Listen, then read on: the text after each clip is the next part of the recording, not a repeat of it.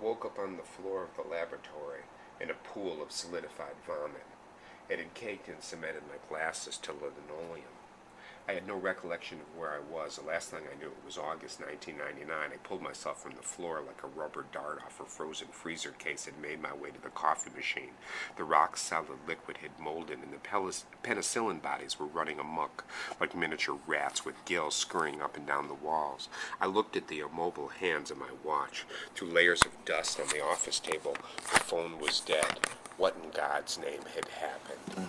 Panic-stricken, I lunged outside. The streets looked different, dirtier, grayer, and the first thing I noticed is that everyone had their hand clamped around their ear like mono-limbed switchboard operators yelling and laughing to the invisible bodies, ghosts that I couldn't witness and able to conjure. Some people were walking side by side, ostensibly together, but talking into their hands as if to say, my partner here in the physical form is not interesting enough to talk to.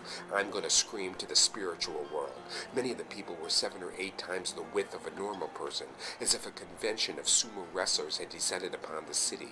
My eyes burned like a vacuum hose was attached to my corneas. There was something that I couldn't put my finger on that was dreadfully wrong. It was an overpowering sense of drab sameness. Then it hit me like a bolt of electricity. I became aware of what I later referred to as the void of style. There wasn't an individual dressed distinctively in the bunch. Some weird uniform of convention was the mode of the day. Large checks seemed to be written across everything, and the same words on all the clothes, as if some military or sports team had indoctrinated young and old, rich and poor, large and well, mostly large.